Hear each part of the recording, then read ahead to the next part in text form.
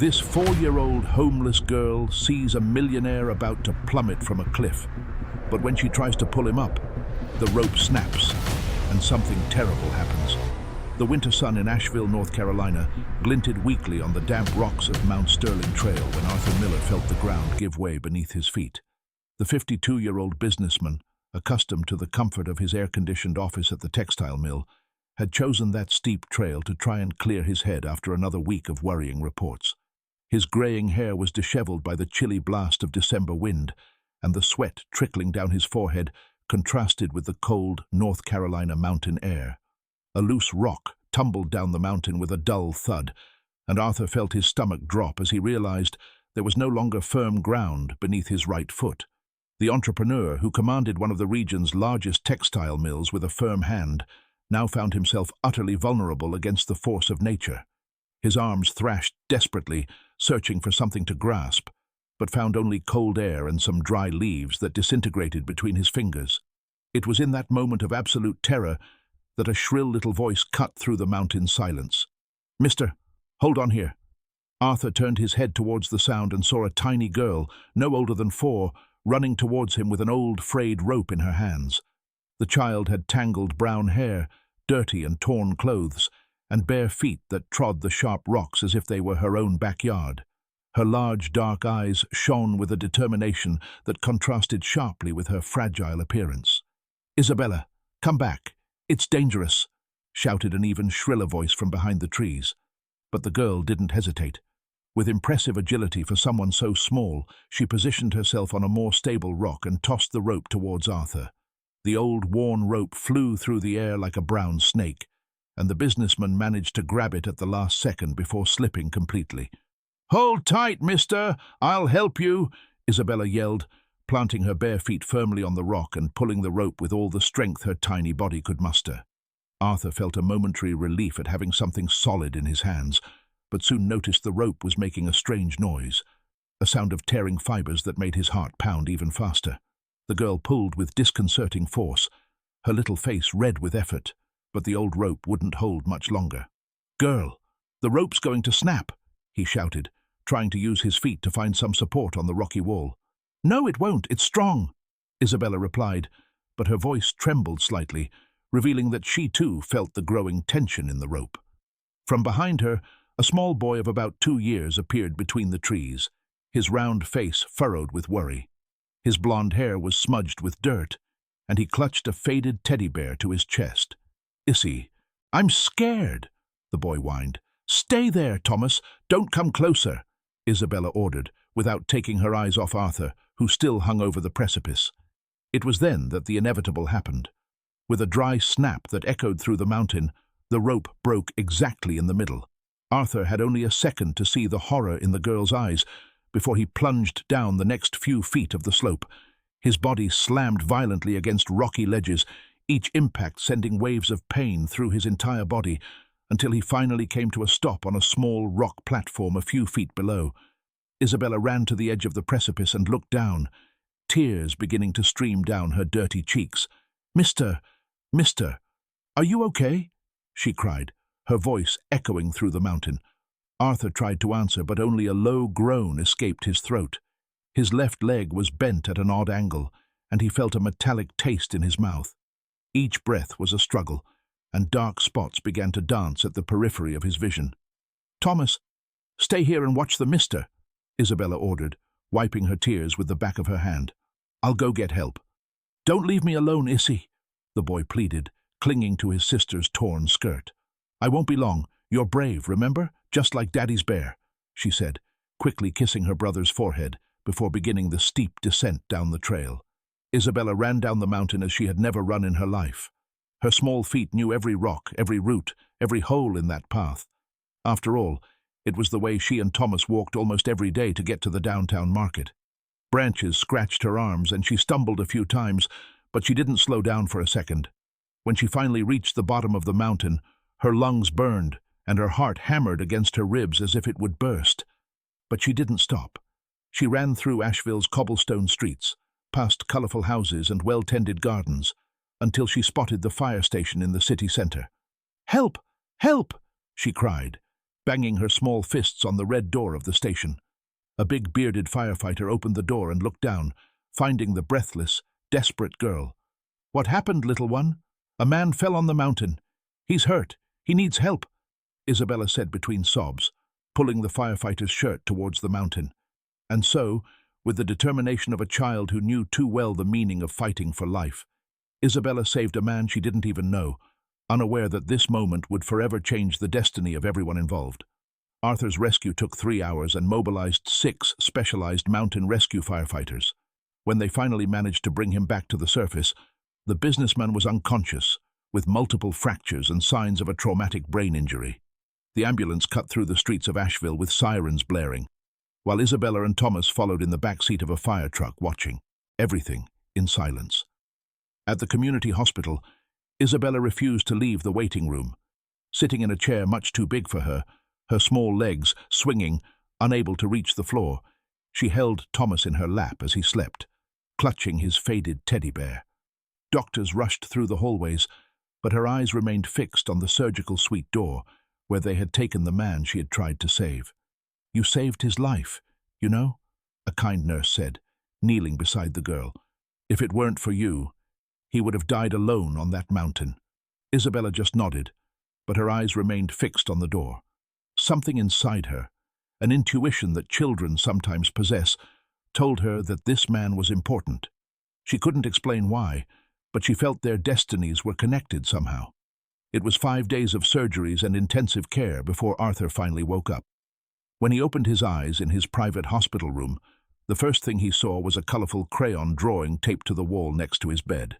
It was a child's drawing, showing a man and a girl holding hands on a mountain, with a big yellow sun shining over them. "She comes here every day," said Dr. Frank Sterling, the doctor in charge of the case, entering the room, clipboard in hand. "The girl who saved you. She sits for hours in the corridor, just waiting for news of you." Arthur tried to speak, but his throat was dry and sore.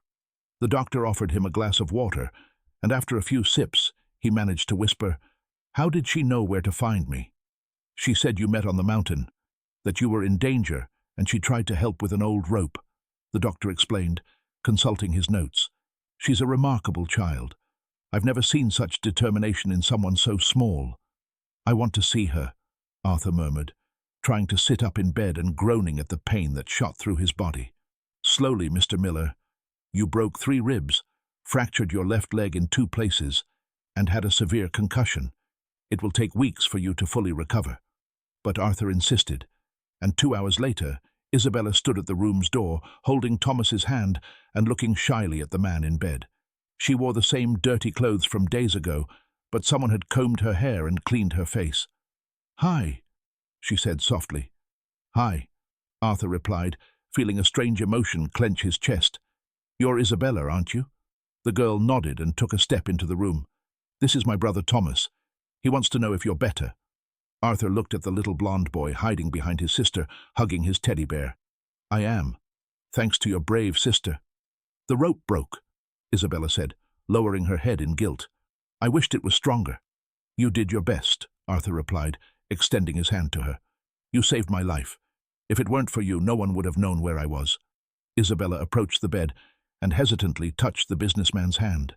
Her small, calloused hands contrasted with Arthur's soft hands, but he felt an immediate connection with that child. "Where do you live?" he asked gently. "Near the market," Isabella vaguely replied, exchanging a quick glance with Thomas. "With your parents?" "We don't have parents, just me and Thomas." The answer hit Arthur like a punch to the gut. 2 small children, alone in the world, living on the streets of Asheville. The girl who had risked everything to save him didn't even have a home to return to. "How did you manage alone all these days I've been here?" "Aunt Nellie at the market gave us food, and we slept in our little house," Isabella explained, as if it were the most natural thing in the world. Arthur closed his eyes, feeling a mix of gratitude and guilt. While he was being cared for in the best private hospital room, these 2 children were on the streets, depending on the kindness of strangers to survive. "Listen, Isabella," he said, choosing his words carefully. "When I get out of here, I'd really like to repay what you did for me. How about you 2 come stay at my house for a while, until we find a better situation for you?" Isabella's eyes widened. "At your house? I have a big house with spare rooms, And a housekeeper who's an excellent cook. You could be safe and fed." Isabella looked at Thomas, who had come closer, and now watched Arthur with curiosity. The boy whispered something in his sister's ear, and she nodded. "Thomas wants to know if there are toys at your house," she said. Arthur smiled for the first time in days. "We'll buy as many toys as you want." But Isabella's joy was short-lived. Her eyes welled up with tears, and she shook her head. "We can't accept. We don't have money to pay." "You don't need to pay anything," Arthur said gently. "It's a gift, for what you did for me." "But what if you change your mind? What if you get tired of us?" The question broke Arthur's heart. That little girl had already learned the hard way that people could disappoint and abandon. "I promise that won't happen," he said, holding Isabella's small hands. "You saved me, and now it's my turn to take care of you." 3 days later, when Arthur was discharged from the hospital, he didn't return home alone. Beside him, limping with the help of crutches, came 2 children carrying their few belongings in a plastic market bag. Isabella held Thomas's hand tightly, looking with admiration at the 2-story mansion in the Bluffs neighborhood, surrounded by well-tended gardens and protected by a high iron gate. Clara Olson, the 48-year-old housekeeper who had worked for Arthur for over a decade, waited at the door with an expression that mixed worry and disapproval. Her graying hair was pulled back in a tight bun, and she clutched a dishcloth in her nervous hands. "Mr. Miller," she said as soon as her boss approached, "are you sure you're doing the right thing?" "Absolutely," he replied, looking at the children who watched everything in silence. "Clara, I want you to meet Isabella and Thomas. They'll be staying with us for a while." Clara looked at the 2 dirty, ragged children, and Arthur saw the exact moment her expression softened. Despite her initial reservations, the housekeeper had a soft spot for children. "Well," she sighed, "then we'd better prepare a warm bath and some clean clothes." When they entered the house, Isabella and Thomas froze. The entrance hall gleamed with a crystal chandelier that sparkled like 1,000 stars, and a polished wooden staircase ascended in a graceful curve to the 2nd floor. The furniture was made of dark wood and always shone, and fresh flowers in porcelain vases brightened every corner. "This is where you'll live," Arthur said, noticing the astonishment in the children's eyes. "This is your home now." But not everything would be easy. That same day, Ryan Miller arrived from the company and found the 2 children sitting in the main living room, eating cookies Clara had prepared. The 28-year-old stopped at the door, his dark eyes flashing with anger. "Dad, can we talk? In private?" he said, staring fixedly at Isabella as if she were an intruder. And that's exactly how Ryan saw those children. Intruders in his perfect life. Threats to the inheritance he considered his by right. Problems his father had brought home without consulting anyone. The confrontation between father and son was just beginning. Arthur's office was on the 1st floor of the mansion, with mahogany bookshelves filled with books on business administration and economics, alongside trophies and certificates documenting decades of success in the textile industry. Ryan closed the door forcefully, making the chandelier's crystals tremble slightly. "Dad, have you completely lost your mind?" the young man exploded, pacing like a caged animal. "You brought 2 street children into our house without consulting anyone." Arthur settled into the leather armchair behind the desk, still feeling body aches. "These children saved my life, Ryan. The girl did what any decent person would do," Ryan interrupted, banging his hand on the table. "That doesn't mean we're obligated to raise her. They have nowhere to go. They're orphans." "So what? There are orphanages, institutions for that. Our house isn't a shelter for abandoned children." Arthur watched his son sadly. Ryan had always been ambitious and business-focused, but when had he become so insensitive? "They're staying here. End of story. It's my house and my decision." "Your decision," Ryan laughed bitterly. "And me? Don't I have a right to an opinion about who lives in my own house? This is still my house, son, and as long as it is, I'm the one who decides." Ryan stopped pacing and fixed his eyes on his father. "You're making a huge mistake. These children will bring problems. They'll take advantage of your goodwill." "They're 4 and 2 years old, Ryan. How can they take advantage of anyone?" "Children grow up, Dad, and when they grow up, they'll want a slice of what's ours." The accusation hung in the air like a toxic cloud.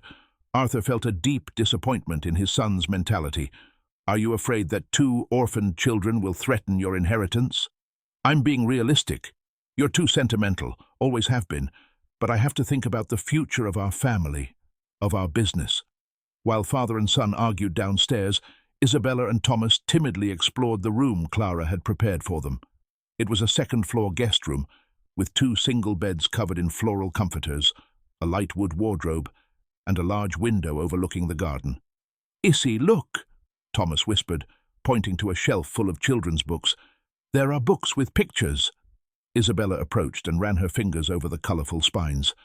She had never had a book just for herself.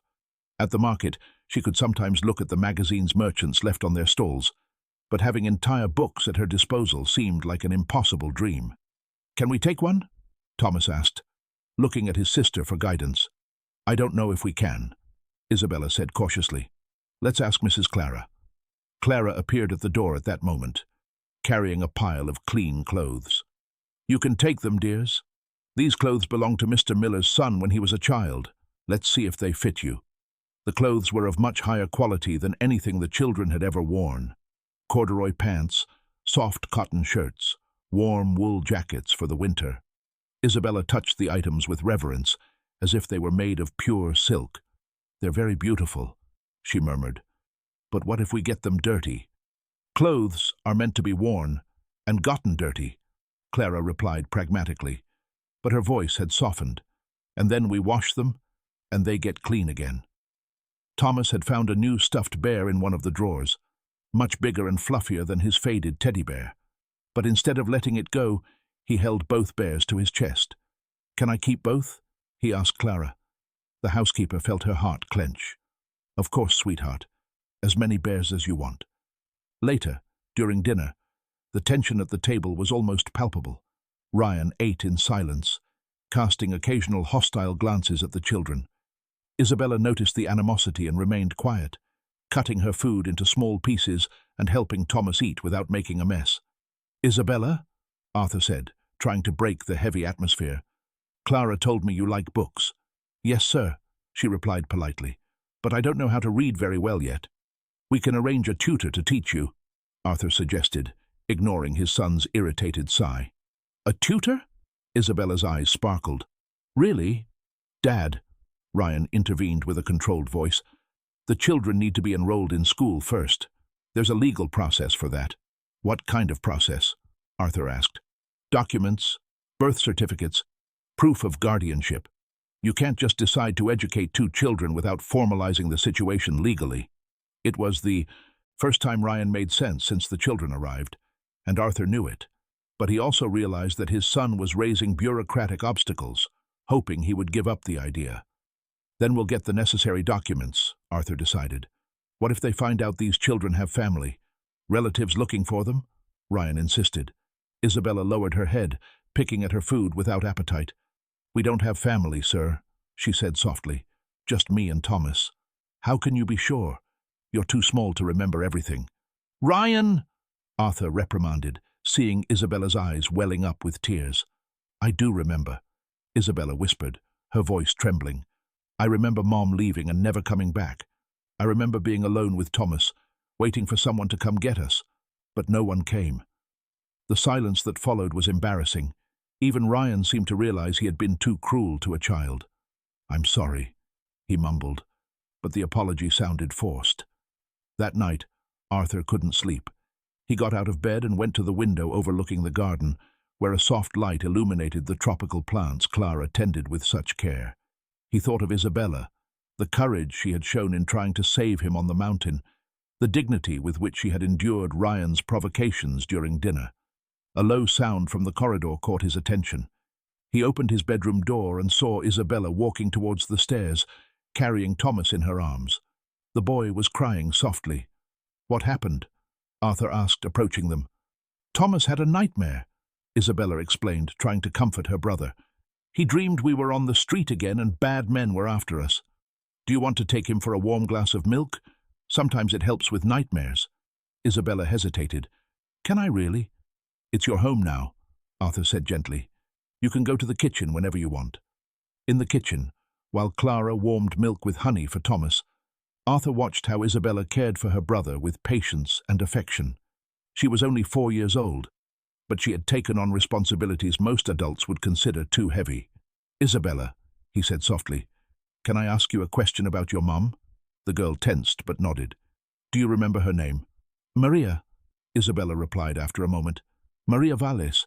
She worked in a place with noisy machines." Arthur felt a shiver run down his spine. Maria Valles was a name he knew well, very well. "What kind of machines?" he asked, trying to keep his voice calm. "Big ones, that made fabric. She always smelled of cotton when she came home." Arthur's world seemed to spin. Maria Valles had worked at his mill 3 years ago. She had been fired on suspicion of irregularities in production records, but if Isabella was her daughter, that meant— "Your father?" he managed to ask, his voice thick. "Do you remember him?" Isabella shook her head. "Mom said he left before Thomas was born, that he didn't want children." Arthur closed his eyes, feeling the weight of guilt settle in his chest like a stone. If Maria Valles was indeed Isabella's mother, then he owed these children a much bigger debt than he had imagined, a debt he might never be able to repay. And the worst part was that he still hadn't told anyone the whole truth, not even himself. The next morning, Arthur woke with a sense of urgency he couldn't explain. The name Maria Valles echoed in his mind like a ghost from the past refusing to rest. He needed to check the company's files, confirm his suspicions before making any hasty decision. During breakfast, Isabella and Thomas seemed more at ease in the house. The boy had slept well after the warm milk, and now played with his 2 teddy bears while Clara prepared pancakes with strawberry jam. Isabella watched everything with attention, as if memorizing every detail of that new and still fragile life. "Isabella," Arthur said, cutting his pancakes into small pieces, "how about you come to the mill with me today? I'd like to show you where I work." The girl's eyes lit up. "Can I really?" "And Thomas will stay with me," Clara quickly added. "We'll make cookies for when you get back." Ryan, who had been silently drinking his coffee, looked up. "Dad, are you sure it's a good idea to take a child to the mill? It's not a safe place." "She'll be with me the whole time," Arthur replied, noticing how Isabella flinched slightly at Ryan's hostile tone. Miller Textiles was located in Asheville's industrial zone, a complex of 3 interconnected warehouses where dozens of looms operated in alternating shifts, producing cotton fabrics for the national market. When Arthur and Isabella arrived, the noise of the machines was deafening. "It's very loud," Isabella commented, covering her ears with her small hands. "You get used to it," Arthur said, guiding her down the main corridor. "Your mother worked here, you know." Isabella stopped walking. "She did?" "Yes, in the quality control department. She was very good at what she did." "Why did she leave?" Arthur hesitated. How to explain to a 4-year-old that her mother had been fired under suspicions that now seemed unfounded? "There was a misunderstanding," he said carefully. "Sometimes these things happen in the adult world." They reached the administrative office, where Brenda Carter, the company's accountant, worked surrounded by spreadsheets and calculators. The 35-year-old woman had short blonde hair and thick-rimmed glasses that gave her angular face an intellectual air. "Mr. Miller," she exclaimed, getting up from her chair. "How are you feeling after the accident?" "Better, thank you. Brenda, this is Isabella, the brave girl who saved my life." Brenda looked at the child with curiosity. "Nice to meet you, Isabella. You truly are very brave." Isabella smiled shyly and began to observe the numbers scattered across Brenda's desk. There were spreadsheets with columns of production data, financial reports, and colorful charts plastered on the walls. "Such pretty numbers," she commented, approaching the desk. "Pretty?" Brenda laughed. "I think you're the first person to call accounting spreadsheets pretty." Isabella pointed to a specific column. "These numbers here aren't right." Brenda exchanged an amused look with Arthur. "What do you mean, dear?" "If you add 847 plus 623 plus 391, it doesn't make 1,243, Isabella explained, running her finger over the spreadsheet. "It makes 1,861. The smile vanished from Brenda's face. She grabbed her calculator and quickly redid the sum. The result confirmed what Isabella had said. 861. "It must have been a typo," Brenda murmured, quickly correcting the number on the spreadsheet. But Isabella had already moved on to another document. "And here, too, if each yard of fabric costs $12 and 234 yards were sold, the total cannot be $2,808. It has to be $2,808. But you wrote 2088s. Arthur approached the desk, incredulous. Isabella, how can you do these calculations so quickly? It's easy, she said, shrugging. The numbers make pictures in my head. When they're wrong, the pictures are crooked. Brenda was visibly uncomfortable, frantically checking her calculations. There must have been some typos. I'll review everything later. Isabella, Arthur said, kneeling beside the girl, have you always been able to do calculations like this? Always. When Mom took us to the market, I'd check if the change was correct. Sometimes the people made mistakes. Made mistakes how? They gave less change. Mom would get sad because she needed the money for food, so I learned to check. Arthur felt a knot in his throat. That little girl had learned math out of necessity, to protect the few resources her family had. Mr. Miller, Brenda nervously interrupted, maybe it would be better to take the girl to see the production line. There are only boring numbers here.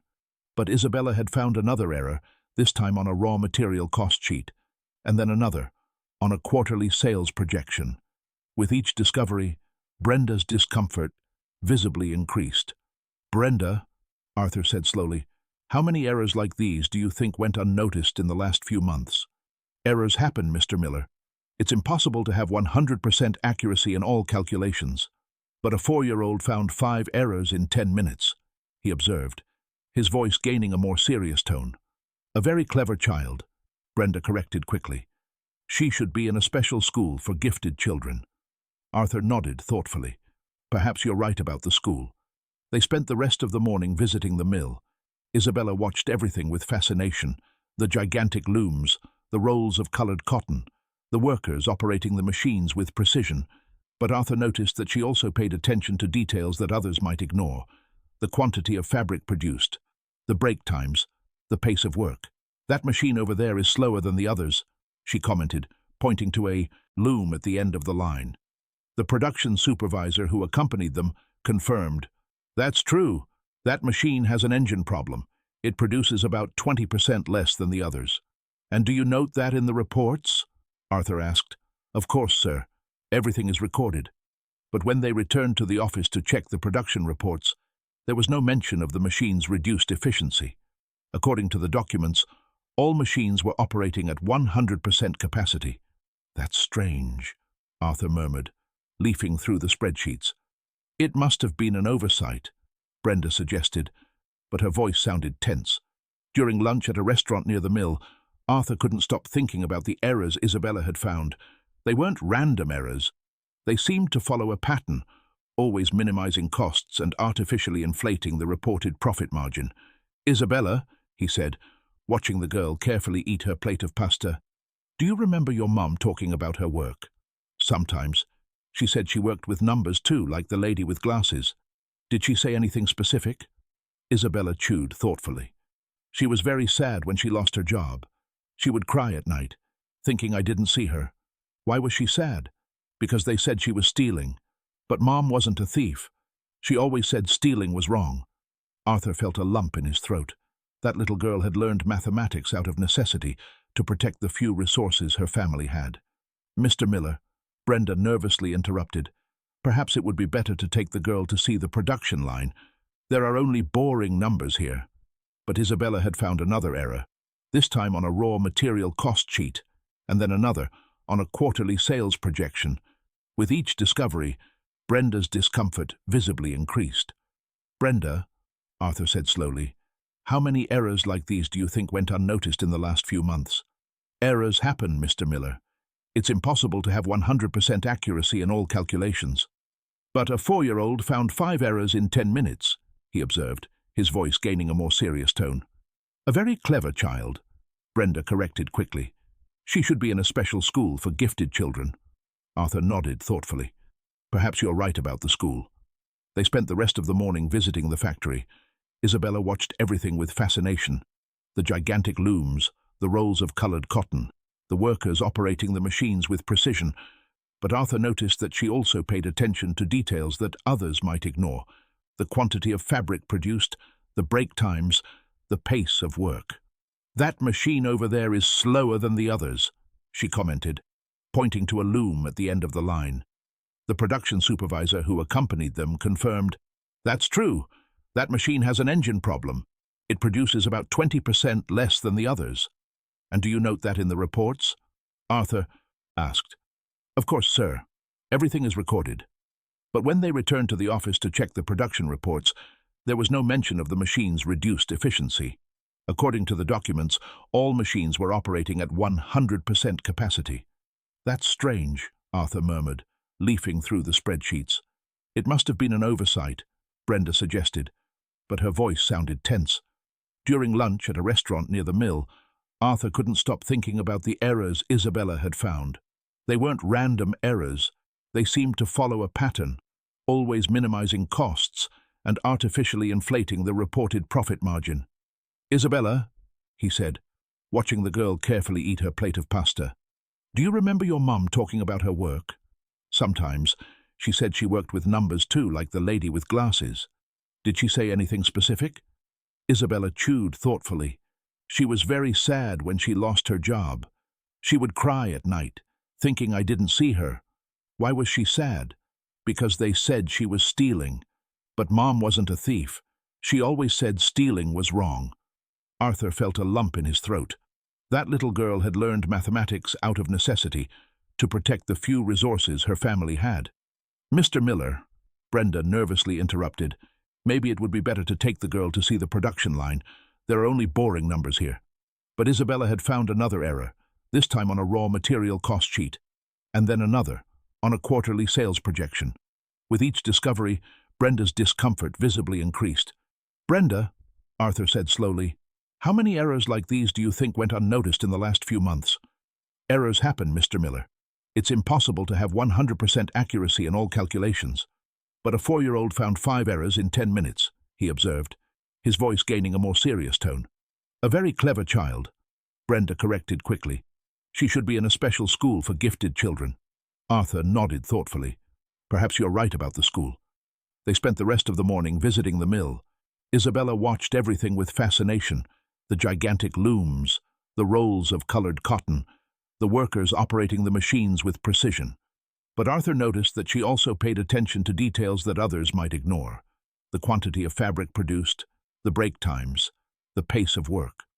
That machine over there is slower than the others, she commented, pointing to a loom at the end of the line. The production supervisor who accompanied them confirmed, that's true, that machine has an engine problem. It produces about 20% less than the others. And do you note that in the reports? Arthur asked. Of course, sir.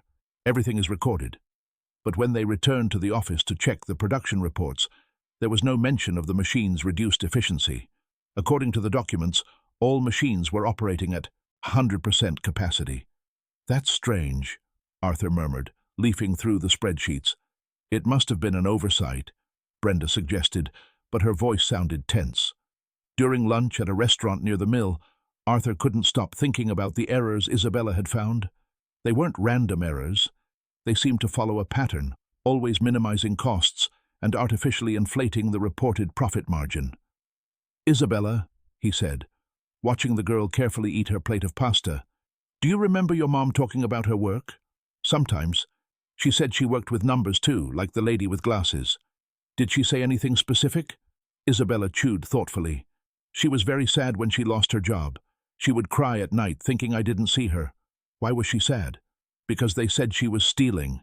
But Mom wasn't a thief. She always said stealing was wrong. Arthur felt a lump in his throat. That little girl had learned mathematics out of necessity to protect the few resources her family had. Who said she was stealing? I don't know. Some men in suits who came to our house. Mom got very angry and yelled at them, saying it was a lie. The pieces of the puzzle began to fit in Arthur's mind. Maria Valles had been fired on suspicion of accounting irregularities.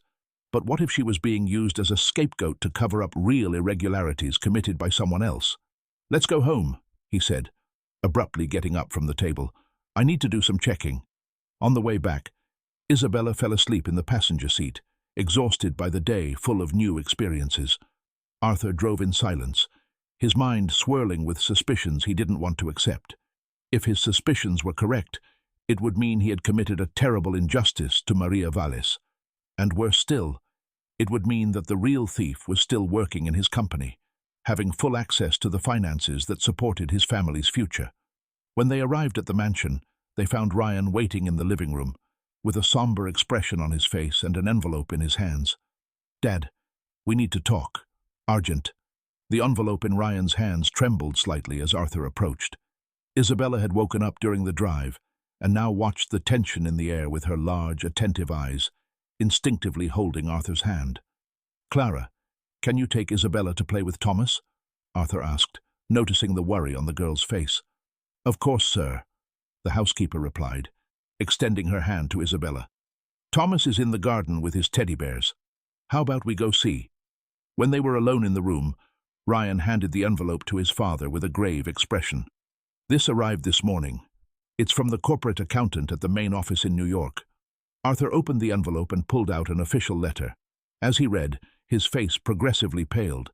The document spoke of significant discrepancies in financial reports over the last 6 months, inconsistencies between numbers reported by the Asheville branch and the consolidated data reaching headquarters.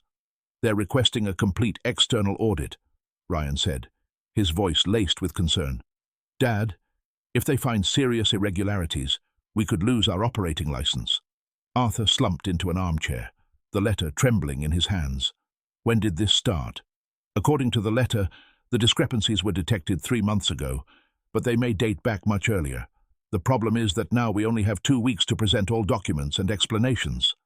2 weeks, Arthur murmured, running his hands through his hair. "And if we can't clarify? The company could be compulsorily sold to cover potential losses. Or worse, we could face criminal charges for tax evasion." The silence that followed was heavy like lead. 3 generations of the Miller family had built that company, transforming it from a small sewing workshop into one of North Carolina's leading textile mills. The possibility of losing everything was devastating. "Dad," Ryan said after a moment, "there's something else you need to know." Arthur looked up, fearing what would come next. "I hired an independent accountant to conduct a preliminary analysis of our books. He found strange patterns dating back at least 2 years." "What kind of patterns?" Ryan pulled a folder of documents from his executive briefcase. "Small but constant transfers to untraceable accounts, always amounts below the limit that requires direct board approval." "How many transfers?" "Hundreds. Individually, they seem like normal operating expenses, equipment maintenance, material purchases, supplier payments. But when totaled, how much?" "Almost $300,000 over the last 18 months. Arthur felt like he'd been punched in the gut.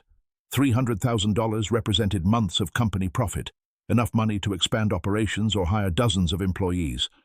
"Who has access to authorize these transfers?" he asked, though he already knew the answer. "Brenda, as the principal accountant, and me, as administrative director." Ryan paused significantly. "Dad, I swear I never authorized these movements. I didn't even know they existed until this week." Arthur studied his son's face, looking for signs of deceit, but Ryan seemed genuinely shocked and worried. "If you didn't authorize it, then only Brenda is left." The name echoed between them like an unspoken accusation. Brenda Carter had worked at the company for 8 years, had earned the family's complete trust, had unrestricted access to financial systems. "But why would she do that?" Arthur asked, still reluctant to believe the betrayal. "Money is the most obvious reason. But there's something else that bothers me." Ryan showed his father another spreadsheet. "Remember Maria Vallis? The employee who was fired 3 years ago on suspicion of irregularities?" Arthur felt his blood run cold. "I remember. The first discrepancies that led to her dismissal appeared exactly around the same time Brenda assumed full control of the accounting department. Are you suggesting that Maria may have been used as a scapegoat to cover up what Brenda was already doing?" The revelation hit Arthur like an emotional tsunami. If this were true, it would mean he had destroyed the life of an innocent employee, a single mother who depended on her job to support 2 small children. "Dad, there's something else," Ryan continued, noticing his father's pallor. "The independent accountant found evidence that the documents used against Maria may have been forged." "Forged how?" "Alterations to transaction dates, signatures that don't match archived samples, out-of-sequence document numbering, things that would go unnoticed in a superficial analysis." Arthur abruptly stood up and walked to the window, watching Isabella and Thomas play in the garden under Clara's affectionate supervision. The girl who had saved his life was the daughter of a woman he had terribly wronged due to false information. "We need to confront Brenda," he finally said. "Dad, this could be dangerous. If she feels cornered, she might try something desperate. She could destroy evidence or even disappear. So, what do you suggest? That we conduct our own discreet investigation before acting. Let's hire a private detective to trace these phantom accounts and gather solid evidence." Arthur nodded, but a part of him wanted to confront Brenda immediately, to force her to admit what she had done to Maria. Guilt was eating at his chest like acid. "There's something you need to know about Isabella," he said suddenly. "What?" "She's Maria Vallis's daughter." Ryan was silent for a long moment, processing the information. "The girl who saved your life is the daughter of the woman who we unjustly fired and destroyed." "Yes, Dad, this changes everything." "How so?" "If we find out Brenda really framed Maria, it won't just be a matter of recovering stolen money. It will be about justice, about righting a terrible injustice." Arthur looked back out the window. Isabella had found a butterfly resting on a flower and was carefully showing it to Thomas, teaching her younger brother not to scare it. "That girl," he murmured, "lost her mother because of us, lived on the streets, went hungry, took care of her brother alone, and still risked her own life to save a stranger." "She didn't know who you were when she saved you," Ryan observed. "Exactly. She saved my life out of pure kindness, and now I discover that I helped destroy her mother's life." Ryan approached his father and placed a hand on his shoulder. "Dad, we can't change the past, but we can ensure that Isabella and Thomas have a better future." "How?"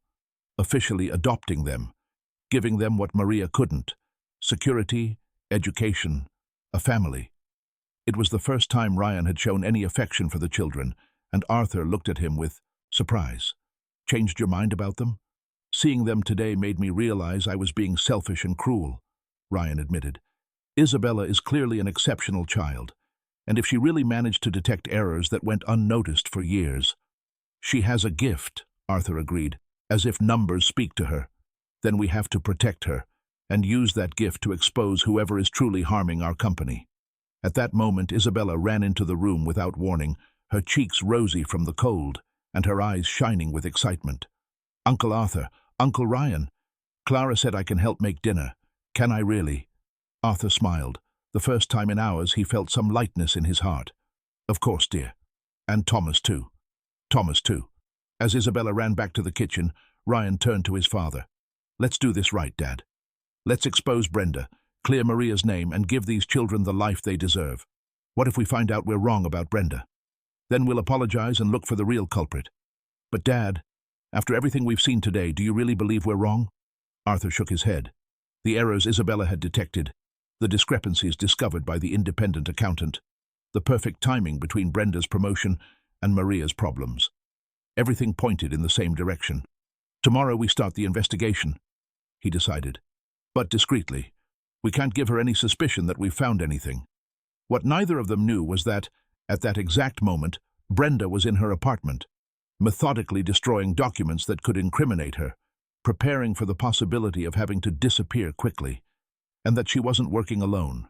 The first week of investigation proceeded with a forced normalcy that kept everyone involved in a state of constant alert. Arthur and Ryan maintained their usual routines at the company, greeting Brenda with the same cordiality as always, while secretly collecting evidence and hiring a private investigator to trace the suspicious accounts. During this period, a remarkable transformation occurred in the Miller mansion. Clara Olson, who had initially received the children with reservations, now completely melted before Isabella and Thomas. The change began on the third night, when she found the girl crying silently in the hallway. "What's wrong, my dear?" Clara asked, kneeling beside Isabella. "I had a dream about Mom," the girl sobbed. "She was looking for me, but I couldn't find her." Clara felt her heart clench. She had lost her own daughter, Lily, in a car accident 5 years earlier, when the girl was only 6. Since then, she avoided getting emotionally close to children, fearing to relive the pain of loss. "Your mom isn't lost," she said gently, caressing Isabella's hair. "She's watching over you from a special place, where she can see everything that happens." "How do you know?" "Because I also have a daughter in that special place, and all the mothers there help each other care for the children who are left behind." From that conversation, Clara took on an almost maternal role with the children. She taught Isabella to cook simple recipes, helped Thomas dress himself, told stories before bedtime, and most importantly, offered the affection and security they so desperately needed. "Mrs. Clara," Isabella said one morning, while helping to prepare oatmeal cookies, "why were you sad when we first came here?" Clara paused, her hand holding a spoon of batter suspended in the air. "It wasn't because of you, dear. It's just, sometimes it's hard for adults to care for children when their hearts are hurting." "Was your heart hurting?" "It was, but you two are helping it heal." Isabella smiled and hugged Clara's waist. "Then we're a family that helps each other get better." "Yes, we are," Clara agreed, feeling tears of joy stream down her face. Meanwhile, at the company, Arthur and Ryan's discreet investigation began to reveal a more complex scheme than they had initially imagined. The private investigator, a former police officer named Detective John Harris, brought disturbing information to a secret meeting in Arthur's office. "The accounts where the money is being transferred," explained John, a thin man of 50 with alert eyes, "are registered under phantom company names. 3 of them, to be exact." "Phantom companies?"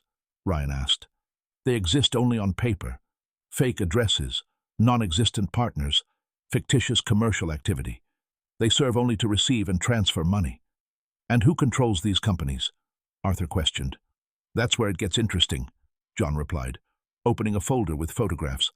"One of the companies is registered under the name of a certain Alex Hayes. I managed to get a photo of him."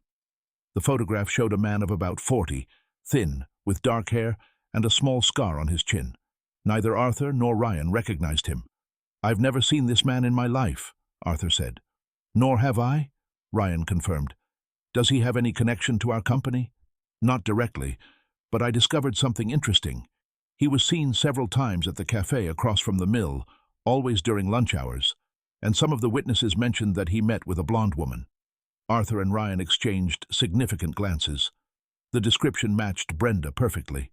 "There's something else," John continued. "Alex Hayes has a police record. Nothing very serious. Small-scale fraud, document forgery. But it's a pattern." "What kind of pattern?" Arthur asked. "He specializes in infiltrating small and medium-sized businesses, gaining the trust of key employees, and then establishing embezzlement schemes. Always using phantom companies and small transfers not to draw attention." Ryan got up from his chair, walking to the window. "This means Brenda might be manipulated by a professional criminal. Or she might be willingly working with him," John suggested. "I don't have enough evidence yet to determine which of the two situations." "We need more time to investigate," Arthur said, "but we only have a week before the external audit." "I can speed up the process," John offered, "but I'll need to take some risks. Maybe follow Brenda more closely, try to photograph other meetings." It was at that moment that Isabella entered the office without warning, carrying a tray with coffee and cookies Clara had prepared. The girl stopped at the door upon seeing the strange man, but Arthur quickly reassured her. "Isabella, this is John, a friend helping us with some company problems." "Hi, John," she said politely, placing the tray on the table. "I brought coffee for you." While serving coffee, Isabella noticed the photographs spread on the table. Her eyes lingered on Alex Hayes' photo, and her expression suddenly changed. "I know this man," she said, pointing to the photograph. The 3 adults fell into absolute silence. John was the first to recover from the shock. "Where did you see him, dear?" "Near the market. He was talking to a blonde lady. They looked like they were arguing." "When was this?" Arthur asked, trying to keep his voice calm. "About 2 weeks ago, before I came to live here with you." Ryan knelt to Isabella's level. "Were you able to hear what they were saying?" The girl made an effort to remember. "The lady was angry. She said something about numbers not matching and that she wouldn't do it anymore." "Do what?" "I didn't quite understand. But the man said she had no choice, that he knew things that could harm her." John quickly wrote down everything Isabella said. "Anything else you remember?" "The man said a name. He called someone Maria. He said she had discovered something, and that the lady couldn't let that happen again." The silence that followed was deafening. The connection between Alex, Brenda, and Maria Vallis was becoming increasingly clear and much more sinister than they had imagined. "Isabella," Arthur said carefully, "this is very important. Are you sure you heard the name Maria?" "Yes, I am. I remember because it's my mom's name." After Isabella left the office, the three men looked at each other, processing the implications of what they had just heard. "This changes everything," John said. "If Alex mentioned Maria by name, it means they knew she was investigating something. And if she was investigating," Ryan continued, "perhaps her dismissal wasn't just to cover up the thefts. Perhaps it was to prevent her from discovering the truth." Arthur felt a shiver run down his spine. "Are you suggesting that Maria was fired because she was about to expose Brenda and Alex?" "It's a possibility," John confirmed. "And if it's true, it means she was never suspected of irregularities. She was a threat to their scheme." The guilt Arthur had carried since discovering Isabella's identity multiplied exponentially. Not only had he fired an innocent employee, he had been manipulated into destroying the life of someone who was trying to protect his company. "We have to expose this," he said with determination. "For Maria, for Isabella, for all the honest employees who work here." "Agreed," Ryan said. "But we have to be smart. If Alex is really an experienced criminal, he might have contingency plans." "What kind of plans?" "Destroying evidence, intimidating witnesses, even disappearing with the stolen money," John explained. "Men like him always have an escape route planned." At that moment, Arthur's phone rang. It was Clara, and her voice sounded worried. "Mr. Miller, there's a woman here asking about the children. She says she's a social worker and needs to conduct an assessment." Arthur felt his blood run cold. "What kind of assessment?" "About Isabella and Thomas's living conditions.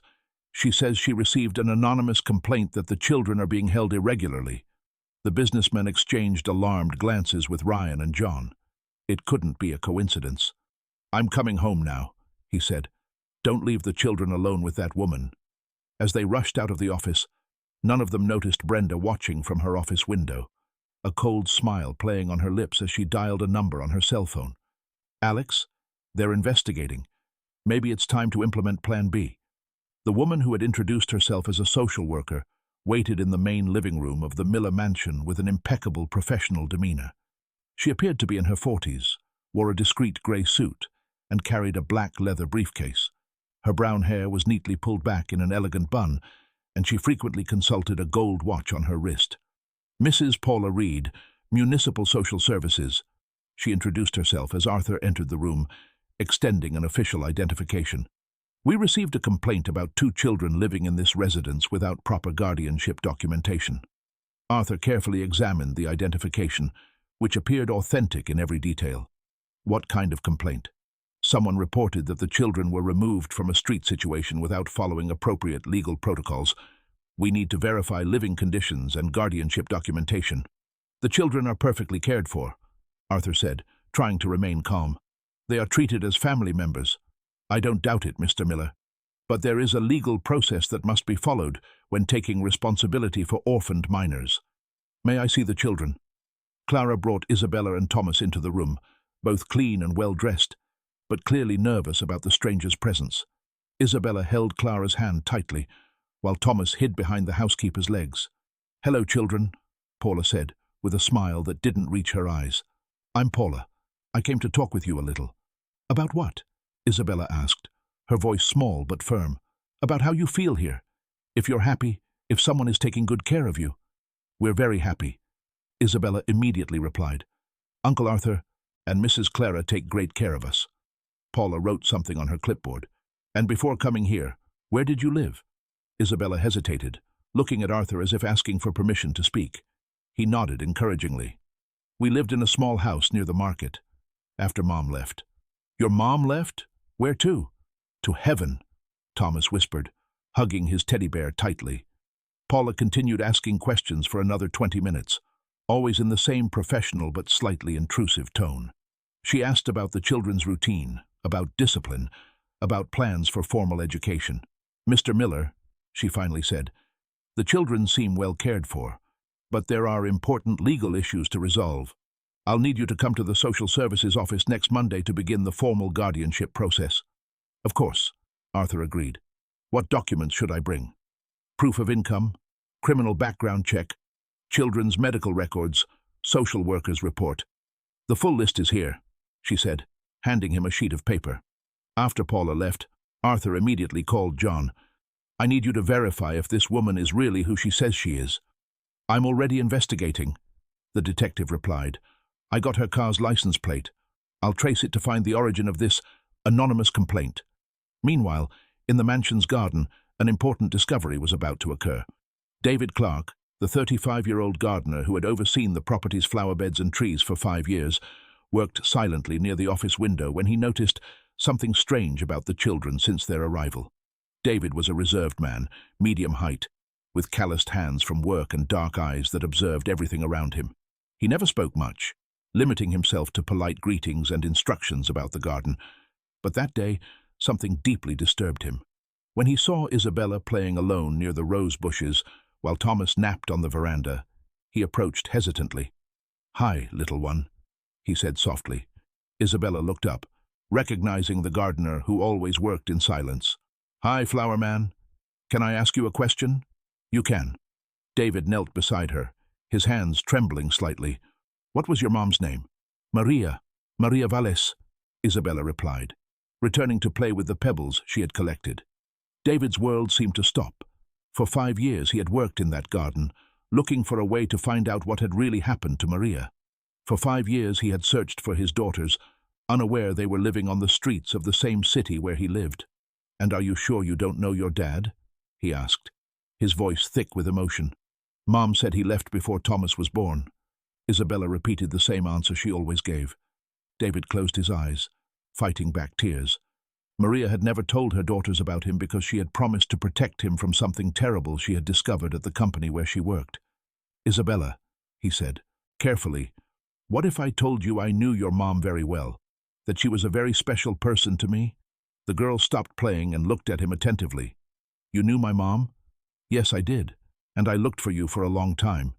"Looked for me? Why?" David took a deep breath, preparing for a revelation that would change everything. "Because I'm your dad, my little one, and Thomas is too." Isabella was silent for a long moment, studying the face of the man in front of her. There was something familiar about him, something she couldn't identify but that made her feel safe. "If you're our dad," she finally said, "why do you work in the garden and not live in the house?" "It's a very complicated story, honey. Your mom asked me to stay away for a while to protect you from bad people." "What bad people?" "The same people who made your mom lose her job." At that moment, Arthur appeared in the garden, looking for Isabella. He stopped abruptly at the scene, the gardener kneeling beside the girl, both with tears in their eyes. "David, is everything all right?"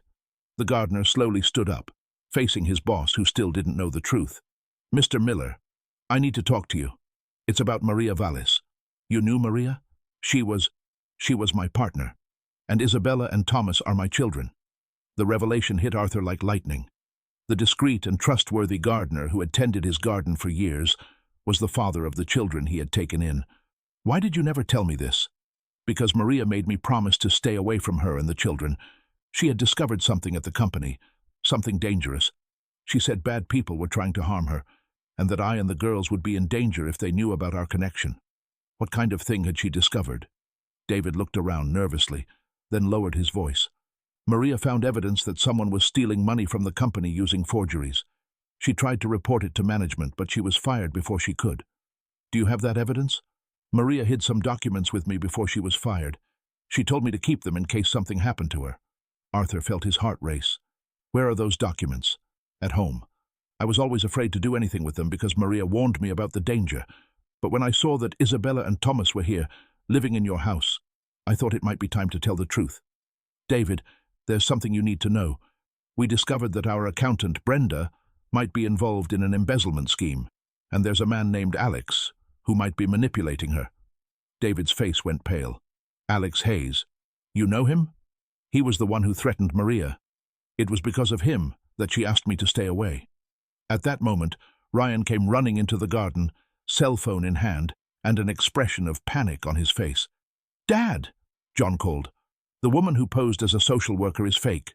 Paula Reed does not exist in social services records." "And there's more," Ryan continued, breathless. "He managed to trace her car. It's registered under one of Alex's phantom companies." The trap was closing around them, and now they were sure that Alex and Brenda knew they were being investigated. "They're trying to take the children from you," David concluded. Isabella saw something that could incriminate them. What did she see? Arthur asked. It might have been the conversation at the market she mentioned, or maybe Alex thinks Maria told her something before. David couldn't finish the sentence, but everyone understood. The children were in danger because they represented a threat to desperate criminals. We have to act now, Ryan said, before they do something worse. Agreed, Arthur said. David, can you get those documents Maria left? I can, but it will be risky. If Alex finds out, he won't find out. John will go with you to ensure your safety. While they planned the operation, none of them noticed the figure observing from the second-floor window of the neighboring mansion, photographing the entire conversation with a telephoto lens. Alex Hayes smiled coldly. It was time to accelerate his plans. David's house was on a quiet street in the Vista Heights neighborhood, a simple blue-painted wooden structure with a small front garden where he grew vegetables and medicinal plants.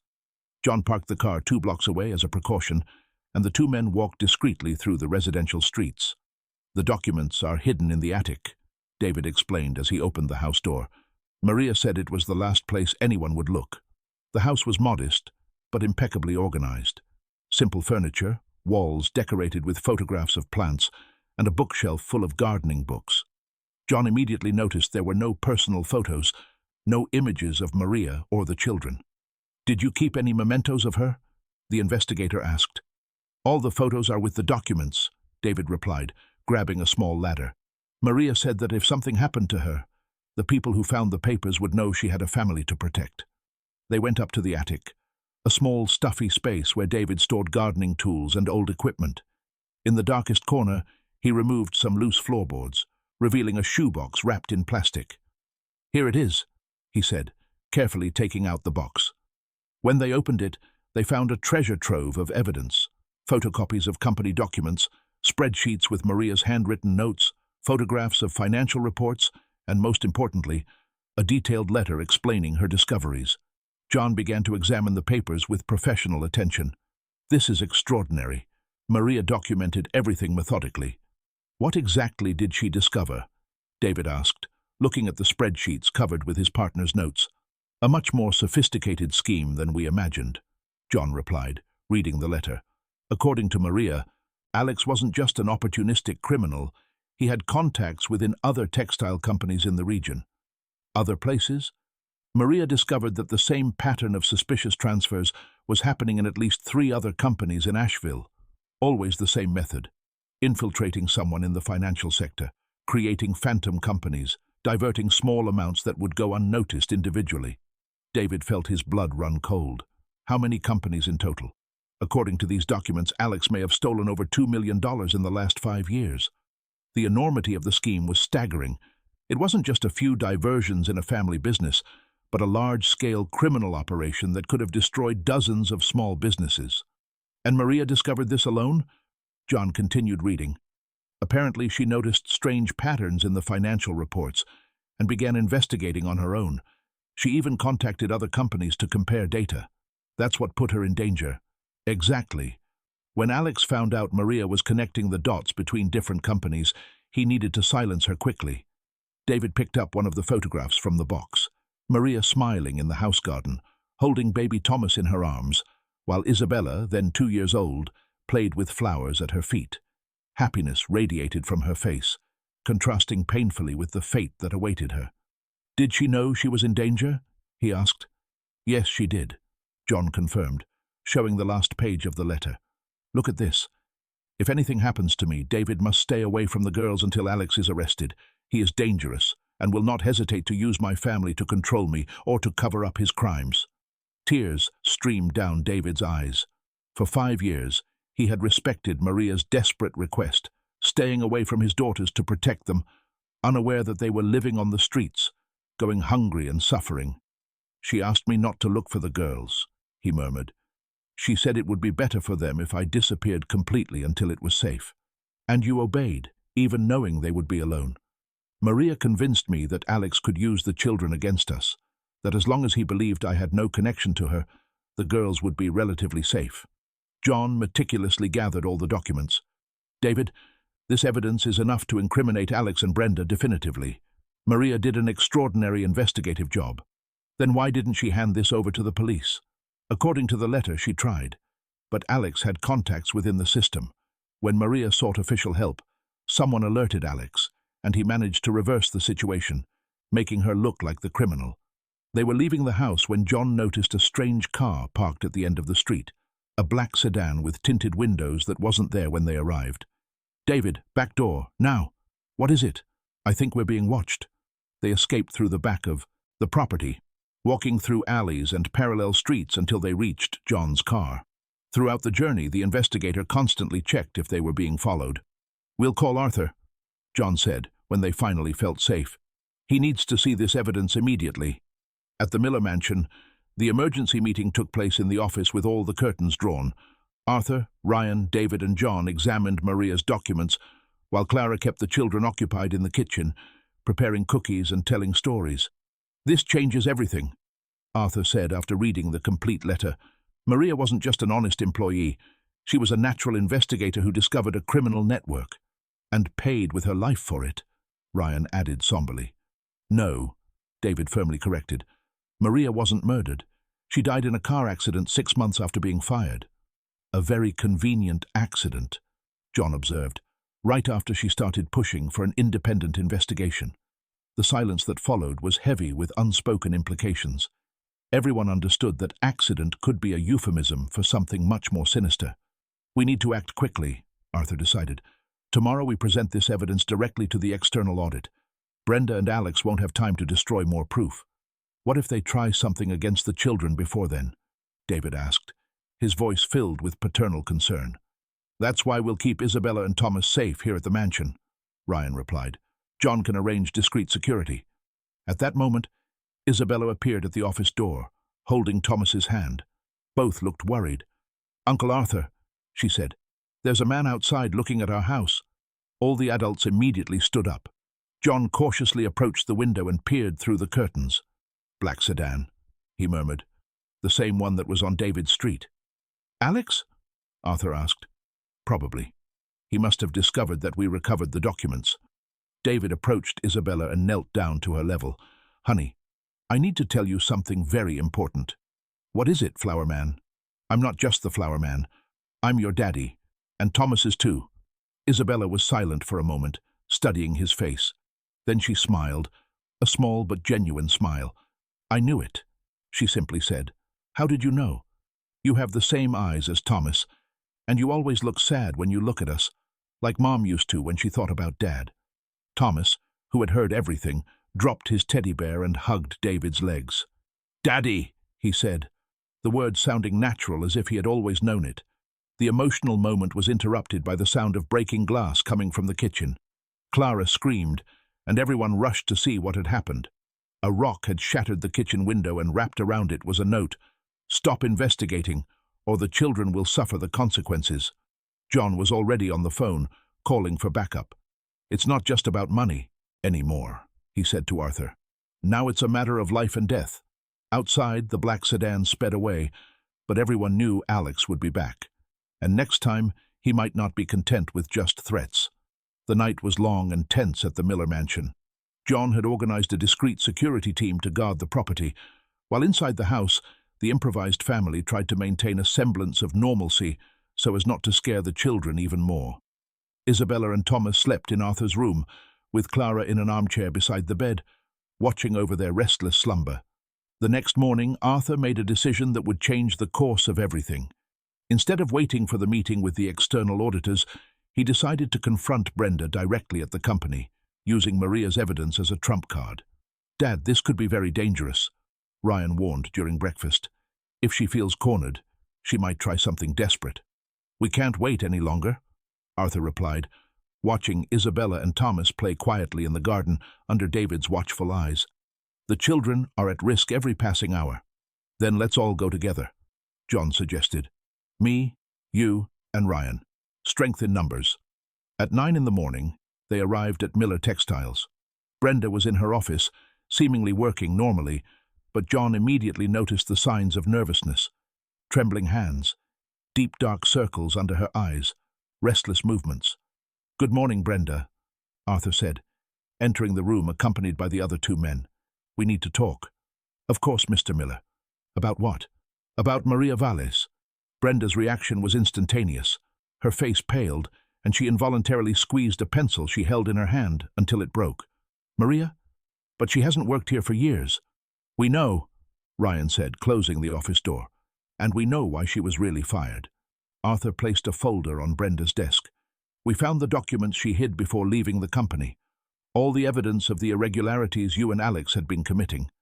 Brenda tried to maintain her composure, but her hands trembled visibly. "I don't know what you're talking about. Who is Alex?" "Alex Hayes," John said, showing a photograph. "Your partner in the embezzlement scheme, the same man who was seen talking to you at the cafe across from the company. This is ridiculous. You're trying to frame me." "Maria documented everything, Brenda," Arthur continued, opening the folder. "The phantom companies, the irregular transfers, the forged documents, 3 years of meticulously collected evidence." Brenda abruptly rose from her chair, knocking papers to the floor. "Maria was a busybody. She shouldn't have interfered in matters that weren't her business." "So, you admit you knew about her investigations?" Brenda realized she had betrayed herself and tried to backtrack. "I admit nothing. You're misinterpreting things." It was at that moment that Ryan spoke up, his voice filled with an emotion that surprised everyone in the room. "Dad, there's something I need to confess." Arthur turned to his son, a sense of terror growing in his chest. "What do you mean?" "I knew about Brenda and Alex for months." The silence that followed was deafening. Brenda stopped struggling and looked at Ryan with a mixture of shock and betrayal. "What do you mean you knew?" Arthur asked, feeling the world spin around him. "I found out by chance when I was checking some financial reports. I saw the discrepancies, the suspicious transfers. I confronted Brenda, and she told me about Alex." "And why didn't you tell me?" Ryan lowered his head, unable to meet his father's eyes. "Because Alex offered me a proposal." "What kind of proposal?" "A percentage of the profits in exchange for my silence. He said you would never notice the small amounts being diverted, and that I could use that money to invest in my own future." Arthur felt like he'd been punched in the gut. "You accepted?" "At first, no. But then—" Ryan struggled with the words. "Then I started thinking that maybe it was my chance to prove I could be successful independently of you." "Ryan," Arthur said, his voice thick with disappointment, "did you actively participate in the scheme?" "I only provided some information. Production reports, cost data, nothing that seemed very important at the time." Brenda laughed bitterly. "Nothing important? Your reports were fundamental for us to adjust transfers without raising suspicion." "Brenda, shut up," Ryan hissed. "Why should I shut up? You promised me your father would never find out. You said you could control the internal investigation." John was documenting everything, recording the confessions on his cell phone. "Ryan, how long did you collaborate with them?" 6 months, the young man admitted, tears streaming down his face. "But when I found out about Maria, when I understood that she had been harmed because of this, I tried to pull out." "And Alex let you?" Arthur asked. "Alex doesn't let anyone leave," Brenda replied desperately. "He has compromising material on all of us. Photographs, recordings, signed documents. If we try to betray him, he destroys our lives." "What kind of material does he have on you?" John asked. "Recorded confessions, forged documents with my signature, evidence that I manipulated the accounting books. He filmed me admitting everything, said it was for mutual protection." The complexity of the scheme was unraveling in layers. Alex wasn't just a thief. He was an experienced manipulator who collected blackmail material on his accomplices to ensure their loyalty. "Ryan," Arthur said, trying to control his anger and disappointment, "the material Alex has on you? A signed confession admitting that I helped forge reports. He said it was just a formality, but now I realize it was a trap." Brenda collapsed into the chair, covering her face with her hands. "You don't understand. Alex isn't just an ordinary criminal. He has a network of contacts, people in important positions who protect him. When Maria started investigating the other companies, she wasn't just threatening our scheme. She was threatening his entire regional operation. That's why she needed to be silenced," John concluded. "It wasn't my fault," Brenda cried. "I just provided the fake numbers. I didn't know that he would do something to her." "Do what to Maria?" Arthur asked, his voice icy. Brenda realized she had said too much and tried to retract. "Nothing. She died in an accident. A very convenient accident," John observed. right after she threatened to expose the entire network. At that moment, Brenda's phone rang. She looked at the screen and paled even further. "It's him," she whispered. "It's Alex." "Answer it," John ordered, signaling to keep recording, "and put it on speaker." With trembling hands, Brenda answered the call. "Brenda, my dear," Alex's voice said, sounding dangerously calm. "I hear you're having an interesting chat with our friends from the Miller family." "Alex, Don't worry, darling. I know it's not your fault, but now we have a problem to solve." "What kind of problem?" Arthur asked, taking over the conversation. "Oh, Mr. Miller, what a pleasure to hear your voice. The problem is that you have something that belongs to me, Maria's documents, and I have something you value very much." A chill ran down Arthur's spine. "What do you mean?" "Let's just say 2 very special children are now under my protection, and they will remain safe only as long as you cooperate." The line went dead, and Arthur felt the world collapse around him. Alex had kidnapped Isabella and Thomas. The game had completely changed, and now it wasn't just about money or justice. It was a matter of life or death. The drive back to the mansion was a desperate race against time. Arthur drove at dangerous speeds through Asheville's streets, his heart pounding so hard he feared it would burst. Beside him, John spoke on the phone with his contacts, trying to mobilize all available resources to find the children. "How was this possible?" Ryan murmured in the back seat, his hands trembling uncontrollably. "There were security guards watching the house." "Alex is an experienced criminal," John replied, hanging up the phone. "He probably planned this days ago, studying the house's movement patterns." When they arrived at the mansion, they found a scene of complete chaos. Clara was sitting on the front steps, crying uncontrollably, while 2 security guards simultaneously tried to explain what had happened. David paced back and forth in the garden, his fists clenched, an expression of fury and despair etched on his face. "Where are the children?" Arthur shouted as soon as he got out of the car. "They took them," Clara sobbed, getting up to hug him. "I was in the kitchen preparing lunch, and when I went back to check if they were okay in the garden, they were gone." "What? About the security guards?" One of the men, visibly shaken, approached. "Mr. Miller, they used a distraction. First, a woman pretended to be lost and asked for directions at the main entrance. When I went to help her, my partner in the back was distracted by a supposed gas leak someone reported by phone. And during these distractions, someone entered from the side of the property and took the children. It was very fast, very well coordinated." David approached the group, his eyes red from suppressed tears. "They found my family twice," he said, his voice thick. "First Maria, now my daughters. We're not going to let that happen," Arthur promised, placing a hand on David's shoulder. "We'll find them." John was examining the garden, looking for clues. "There are footprints here in the dirt," he said, pointing to marks near the side fence. 2 adults, 1 child being carried. "Thomas," David murmured. "He must have been scared. And traces of Isabella. They look like footprints of someone walking normally. Maybe she went voluntarily to protect her brother." The idea of Isabella, at 4 years old, making such a brave and desperate decision, broke everyone's heart. "Mr. Miller," Clara suddenly cried. "Someone left an envelope at the door." The envelope was white, unmarked, but everyone immediately knew who it was from. Inside, there was a single sheet of paper with a typed message. "Maria's documents in exchange for the children. Go to the old warehouse on Old Mill Road at 6 p.m. Come alone, or the consequences will be irreversible.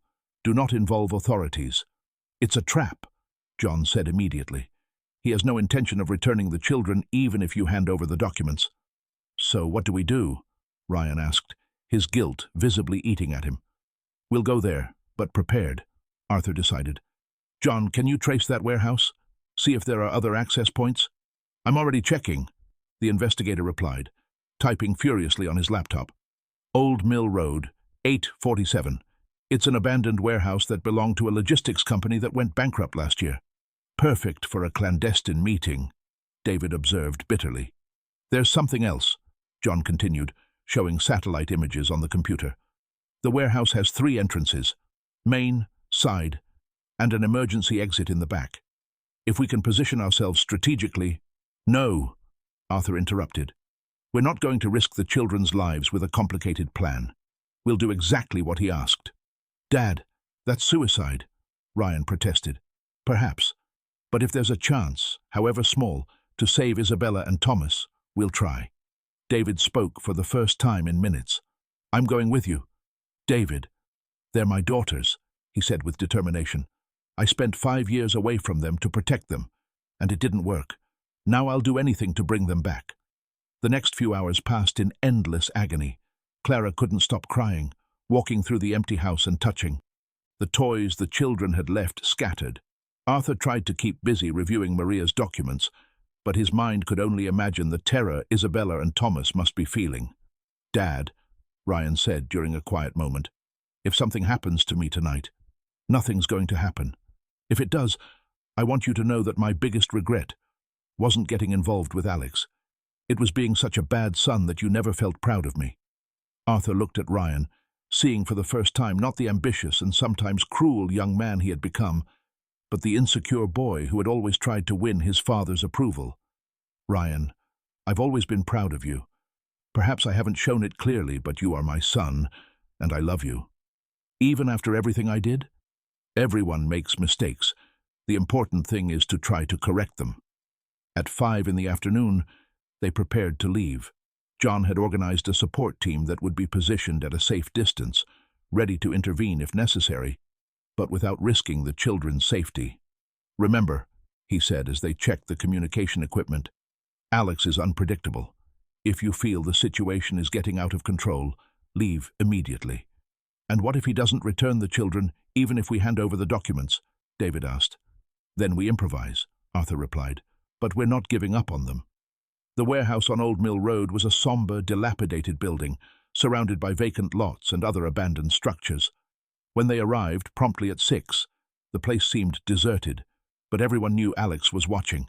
He's here, John whispered, noticing a reflection in a second-story window. They approached the main entrance, Arthur carrying the folder with Maria's documents. The metal gate creaked as they opened it, echoing through the empty space of the warehouse. Punctuality is an admirable virtue, Alex's voice said from the shadows.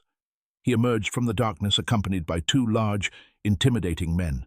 There was no sign of the children. Where are Isabella and Thomas? Arthur asked directly. In a safe place, Alex replied with a cold smile. Did you bring the documents?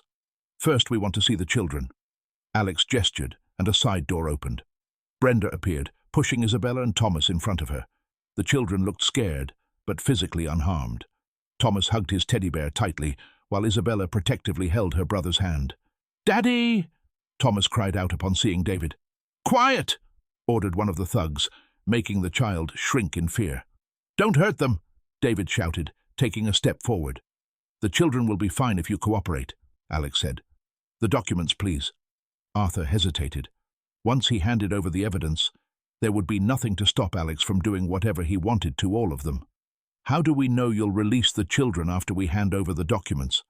"You don't know," Alex answered honestly, "but it's your only chance." It was at that moment that Isabella did something no one expected. Taking advantage of a moment of distraction from her captors, she yelled loudly, "The bad man is afraid of Mommy's papers. He said the papers can put him in jail."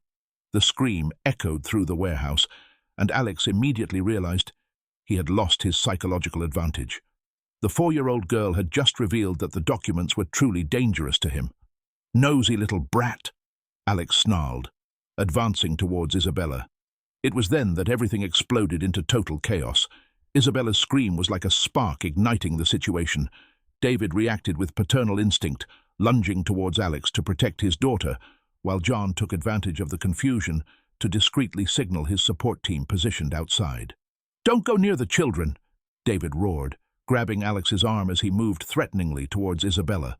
One of the thugs moved to intercept David, but Ryan, in an explosion of courage that surprised everyone, including himself, picked up an abandoned iron bar from the ground and blocked the criminal's path. "You won't hurt these kids," he shouted, brandishing the bar with desperate determination. Alex broke free from David's grip with a sudden jerk and pulled a gun from his waistband, pointing it directly at Arthur. "Enough games! Hand over the documents now or I start shooting." "Don't shoot near the children," Brenda pleaded, having positioned herself defensively between the armed men and Isabella and Thomas. "You promised no one would get hurt." "Promises change with circumstances," Alex snarled, keeping the gun aimed. "You forced my hand." In that tense moment, Isabella once again demonstrated the extraordinary intelligence that characterized her. While all the adults were focused on the confrontation, she whispered something in Thomas's ear and slowly and silently began to move with her brother towards a pile of old boxes that offered some protection. "The papers are here," Arthur said, holding up the folder, "but I want you to release the children first." "You're not in a position to negotiate," Alex retorted, gesturing with the gun. "Throw the folder on the ground and step back." That's when John made his move. Taking advantage of Alex being distracted by Arthur, he discreetly activated a device that emitted a loud, high-pitched noise, the signal for his team to act. Immediately, the warehouse lights went out, plunging everything into near-total darkness. Screams and sounds of struggle echoed through the space, while powerful flashlights illuminated the area from all directions. "It's an ambush!" one of the thugs yelled. In the confusion, David managed to locate the children by Thomas's voice, who was crying in fear behind the boxes. He crawled across the floor to them, using the darkness as protection. "Daddy," Isabella whispered when she felt his hands. "I'm here, my loves. Let's get out of here." But as he tried to guide the children to a safe exit, David came across Brenda, who had also hidden behind the boxes during the chaos.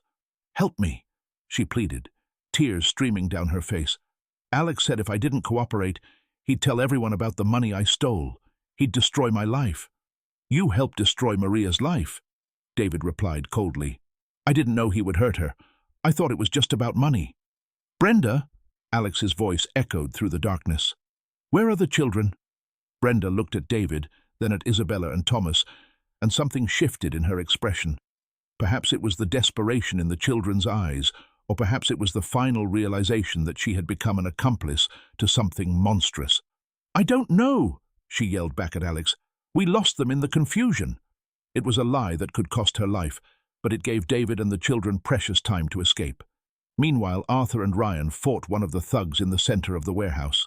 The man was stronger, but the father-son duo was motivated by something much more powerful than physical strength, the desperation to save two innocent children. "Ryan, to the right!"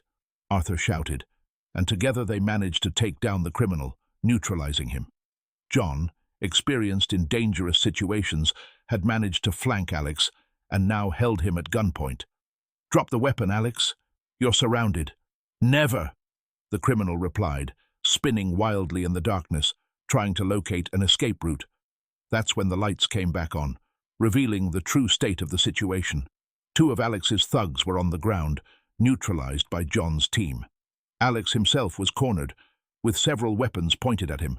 And most importantly, David emerged from behind the boxes carrying Isabella in his arms, while Thomas clung to his leg.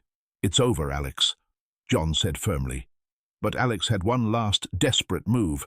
He pointed the gun directly at Brenda. "If I go down, she's coming with me. It was she who forged the documents, she who stole the money." "Alex, no!" Brenda cried, realizing the final betrayal. "You know too much about my operations in other cities. I can't leave you alive to testify." In that crucial moment, Ryan did something no one expected. Still holding the iron bar, he threw himself between Alex and Brenda, taking a blow that was intended for her. "Ryan!" Arthur shouted, running towards his son who had fallen to the ground. The distraction was enough for John and his team to definitively neutralize Alex. The criminal was disarmed and immobilized, shouting threats and curses. "This isn't over. I have contacts who will get revenge. You don't know who you're dealing with." But his threats sounded hollow in the face of reality. He was captured, his operations discovered, and Maria's evidence would finally see the light. Arthur knelt beside Ryan, who had suffered an arm injury but was conscious. "Why did you do that?" his father asked, pressing the wound to stop the bleeding. "Because I needed to prove I'm still your son," Ryan murmured. "Because I made terrible mistakes, but I didn't want anyone else to get hurt because of me." Isabella broke free from David's arms and approached Ryan with genuine concern. "Uncle Ryan is hurt?" "He is, but he'll be fine," Arthur replied, gently touching the girl's head. "He protected us," Isabella said with the surprising wisdom of her 4 years. "When people do bad things but then try to do good things, it means they have a good heart." The child's simple words deeply touched Ryan, who began to cry, not from physical pain but from emotional relief. Brenda, who had witnessed everything in silence, tentatively approached the group. "Mr. Miller," she said in a trembling voice, "I know I have no right to ask for forgiveness. I know I ruined Maria's life, harmed your company, put these children in danger, but I want to do whatever it takes to repair the damage. What you can do is testify against Alex and help return the stolen money." Arthur replied firmly. "I'll do that. All that and more." John coordinated the arrests of the criminals as the sirens of the ambulance and police approached. The nightmare had finally ended, but the consequences and healing would still take time. "Daddy," Thomas said, looking at David with his big eyes. "Can I call you Daddy now without being scared?" "Yes, my son," David replied, kissing the boy's forehead. "And I'll never leave you two alone again, I promise." Arthur observed the scene. David hugging his recovered daughters, Ryan being attended to by paramedics but smiling for the first time in months, Brenda being led away to testify but finally free from Alex's blackmail. The truth had triumphed, but the emotional cost for everyone had been immense. Now remained the hardest part: rebuilding lives, healing wounds, and creating a better future for two children who had been through unimaginable trauma. But for the first time in months, there was a genuine sense that the worst was over. The unconventional family that had formed through extraordinary circumstances was beginning to find its own way to function and thrive. And at the center of it all, two children who had been through unimaginable trauma were finally beginning to experience something they had never fully known: the security of belonging to a family that loved them unconditionally. 6 months passed since the rescue at the warehouse, and the Miller mansion had transformed into a true home. Family routines had naturally settled. David woke early to tend the garden before breakfast. Clara prepared special recipes the children loved. Ryan had taken on greater responsibility at the company and showed surprising patience in helping Isabella with her first math exercises. The girl, now 5.5, was enrolled in a private school where her extraordinary mathematical ability had deeply impressed her teachers. Her first teacher, Mrs. Eleanor Green, an experienced educator of 50, requested a meeting with the family to discuss Isabella's academic future. "In 40 years of teaching," she said during the meeting in Arthur's office, "I've never seen a child with such mathematical intuition. Isabella solves problems typically presented only to middle school students." "Is that good or concerning?" David asked, still learning to navigate the complexities of formal education. "It's extraordinary, but it also means she needs special stimulation so as not to get bored in school." "What kind of stimulation?" Arthur questioned. "More advanced educational games, complex logic problems, perhaps even basic programming concepts. Her mind works in a very structured way." Ryan spoke up. "At the company, we have some educational software we use to train employees. Maybe we could adapt it for her level." "That would be perfect," Mrs. Green agreed. "But it's important to maintain balance. Isabella is still a child who has been through significant trauma. She needs time to play, to just be a 5-year-old girl." Indeed, despite advances in recovery, the children still exhibited some behaviors that reflected their past traumas. Thomas, now 3.5, had difficulty separating from Isabella for long periods, and still slept hugging his 2 teddy bears every night. Isabella, for her part, had developed an almost obsessive need for organization. She kept her toys arranged with military precision, checked multiple times that the doors were locked before going to bed, and always knew exactly where every family member was in the house. "It's her control mechanism," Dr. Andrea Shaw explained during one of the family therapy sessions. "After going through situations where she had no control over anything, she tries to control everything around her." "Will that pass?" Clara asked, concerned. "With time and a lot of patience, yes, but it may take years for her to feel completely secure." It was during this period of relative stability that an unexpected discovery brought new revelations about Maria Valles' past. John, who had continued investigating Alex's connections even after his arrest, found documents that had been hidden in a house the criminal maintained in Charleston, South Carolina. "You need to see this," he said, during an unscheduled visit on a Saturday morning. "I found letters Maria wrote but never sent. The letters were in a sealed envelope, addressed to 'My dear daughters, for when you are older.' John had given them to the authorities first, who confirmed their authenticity and released them to the family. With trembling hands, David opened the envelope in the presence of Arthur and Ryan, while the children played in the garden under Clara's care. The first letter was dated 3 years prior, just days before Maria's dismissal. My beloved little ones, if you are reading this, it means something has happened to me. I want you to know that everything I did was to protect you and Daddy David. I discovered bad things at the company where I work, things bad people are doing. I tried to tell the boss, but the bad people are smart and made it seem like I was lying. David stopped reading, tears preventing him from continuing. Ryan took the letter and continued, Isabella, my clever girl, I know you will understand numbers better than me one day. Use that gift to help people, not to harm them. Thomas, my sweet baby, always be kind as you are now.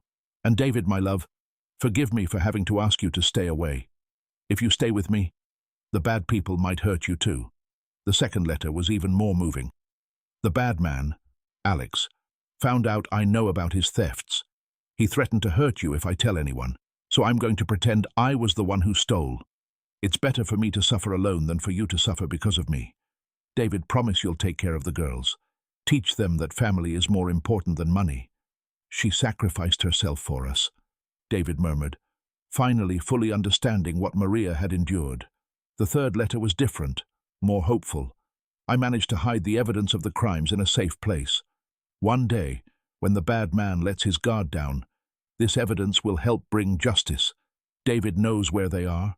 Isabella and Thomas, when you are grown, use this evidence to clear Mom's name. I want you to know that I never stole anything. I was always honest. The last letter was the hardest to read. If anything happens to me, I want you to know that I died happy to have known the true love of you three. David, you gave me the two most precious things in life, our daughters.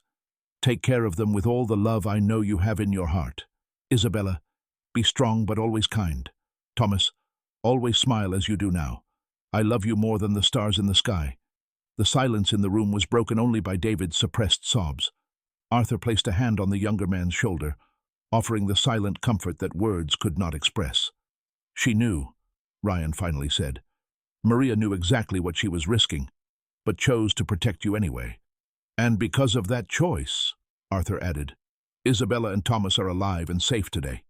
That afternoon, they decided to tell the children about the letters, adapting the content to something they could understand at their age. Mom wrote letters for us?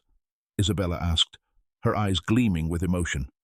Yes, she did, David confirmed, kneeling down to her level. She wanted you to know how much she loved you. Can I see the letters? When you're older, you'll be able to read everything. For now, I can tell you the most important parts. David carefully summarized the content of the letters, emphasizing Maria's love and omitting the most painful details about the threats and sacrifices. Mom said to be strong but kind, Isabella repeated, imprinting every word on her memory. And for me to always smile, Thomas added, doing just that. That night, after the children had fallen asleep, the adults gathered in the living room to process the day's revelations. Maria was a hero, Clara said, who had joined the conversation.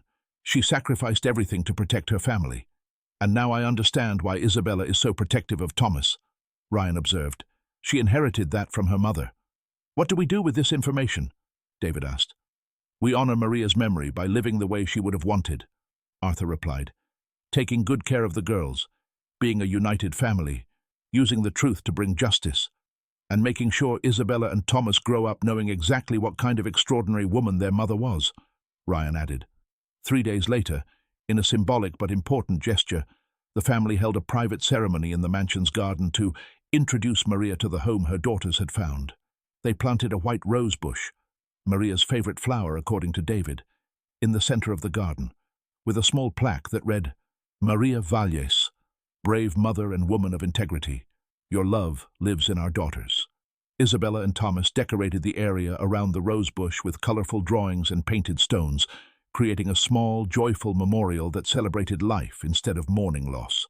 Now Mom can see our garden, Isabella said, satisfied with the result.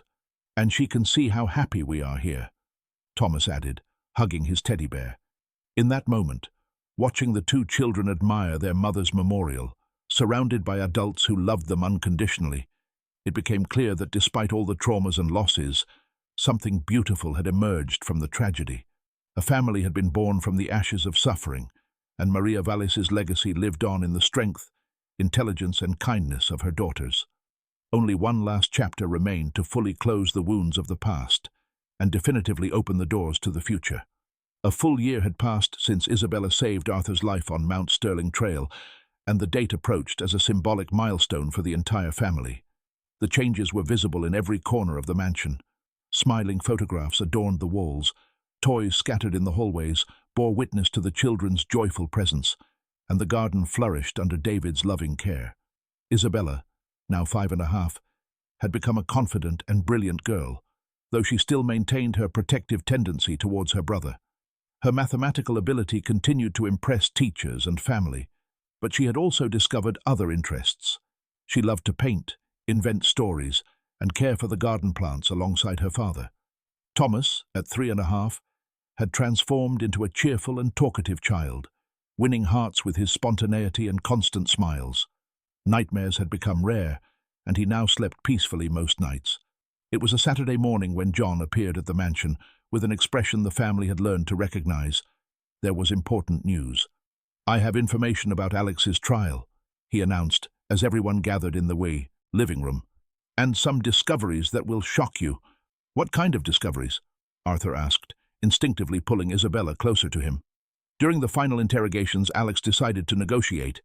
He offered information about a much larger criminal network in exchange for a reduced sentence. "And the authorities accepted?" "They accepted because his information led to the discovery of something extraordinary." John paused dramatically. Maria Valles was not just a victim of Alex's scheme. She was an investigative agent. The silence that followed was absolute. David slowly rose from the armchair, his face pale with shock. "What do you mean, an investigative agent?" Maria was secretly working with a special department of the IRS that investigated tax evasion schemes in textile companies in the region. She was deliberately placed at Miller Textiles to collect evidence. "That's impossible," David murmured. "She never told me anything about that." "Because she couldn't. The operation was top secret. Maria was risking her life to expose a criminal network that extended far beyond Asheville." Ryan spoke up, still processing the revelation. "So when she discovered Brenda and Alex's scheme, she didn't discover it by chance," John completed. "She was specifically looking for it. The problem was that Alex found out there was an infiltrator in the operation and managed to identify Maria before she could complete her mission." "And the accident?" Arthur asked, fearing the answer. "It wasn't an accident. Alex confessed that he arranged for Maria's car to be sabotaged. He thought that by eliminating her, he would eliminate the threat of the federal investigation." The impact of the revelation was devastating. David collapsed into a chair, his hands covering his face. Maria had not merely died protecting her family. She had died serving her country, fighting organized crime. "There's something else," John gently continued. "Federal authorities wanted to meet with you. Maria left specific instructions on what to do if something happened to her during the operation." "What kind of instructions?" "An education fund for the girls, compensation for the family, and most importantly, official recognition that she died in service to the country." 2 weeks later, a discreet but emotional ceremony took place at the regional IRS office. Maria Valles was posthumously honored as a national hero, receiving the Medal of Merit for services rendered to the nation. Isabella and Thomas, dressed in their best clothes, listened in respectful silence, as an official explained how their mother had helped protect many honest businesses from dangerous criminals. "Your mother was a very brave woman," the official said, addressing the children. "She risked everything to protect people she didn't even know." "Like I did with Uncle Arthur on the mountain," Isabella observed with her childlike logic. "Exactly what you did," the official agreed, smiling. "Courage is a quality that is inherited." After the ceremony, the family was informed about the educational fund that had been established for the girls. It was a substantial amount that would guarantee not only their college education, but also resources to fully develop Isabella's mathematical talent.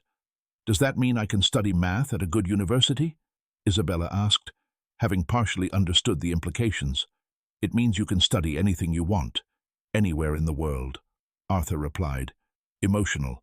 On the way back home, David finally broke the silence he had kept since the revelation about Maria. "I should have known," he said, looking out the car window. "I should have realized she was involved in something bigger. Maria didn't want you to know. Clara gently replied. She was protecting you, as she always had. But if I had known, maybe I could have helped. Maybe she would still be alive. Daddy, Isabella said from the back seat, Mom made brave choices because she wanted to protect everyone. If you had known, you could have gotten hurt too. The wisdom of the 5-year-old girl profoundly touched her father. She was right. Maria had made her choices based on love and a sense of justice, not out of recklessness or carelessness. That night, the family gathered in the garden for a long-delayed conversation. It was time to talk about the future, about everyone's plans and dreams. Isabella, Arthur said, now that we know the whole truth about your mother, and that you have guaranteed resources for your education, what would you like to do when you grow up? The girl thought carefully before answering. I want to use numbers to help people, like Mom used her work to help people. And how do you imagine doing that? Maybe by finding out when bad people are stealing, or helping honest companies grow. But I want to do it with my family. Always, Ryan promised. We'll always be together. And I'll take care of Thomas until he grows up, Isabella added. Like Mom took care of us. Thomas, who had been quietly playing with his teddy bears, approached Isabella. When I grow up, I'll take care of you too, he said with a child's seriousness. 6 months later, on a sunny spring morning, the family received the news that would definitively close the painful chapter of their lives. Alex had been sentenced to 20 years in prison for murder, racketeering, money laundering, and multiple financial crimes. Brenda, who had fully cooperated with justice, received a reduced sentence of 5 years, with the possibility of serving part in a semi-open regime due to her cooperation.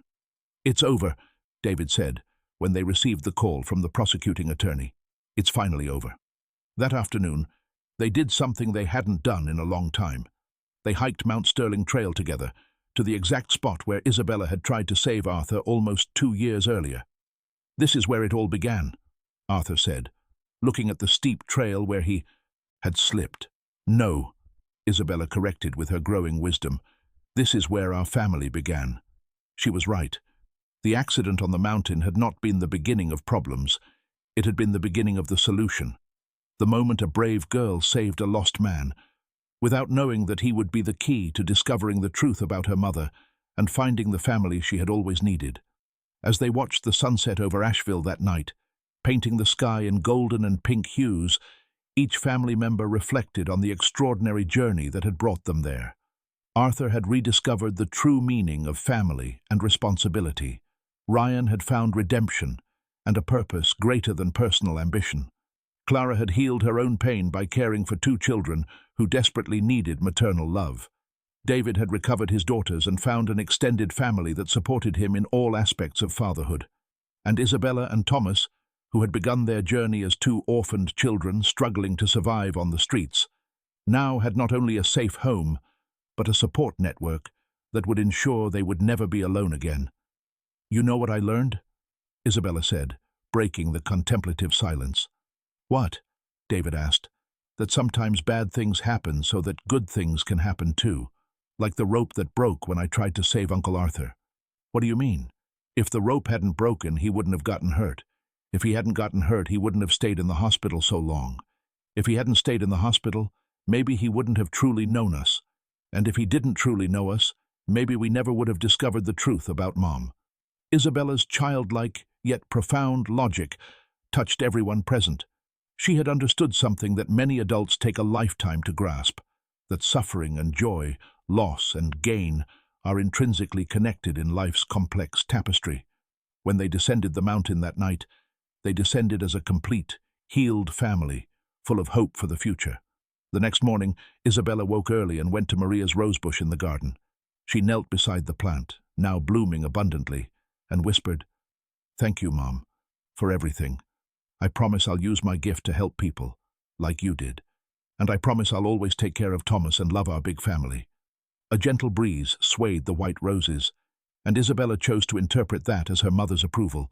She ran back into the house, where she found her whole family preparing for another day full of possibilities, love, and hope. After all, they had learned that even in the most difficult circumstances, when brave people choose love over fear, truth over lies, and unity over isolation, miracles truly happen. And sometimes, those miracles come disguised as tragedies, waiting for someone to be brave enough to transform pain into healing, loss into gain, and strangers into family.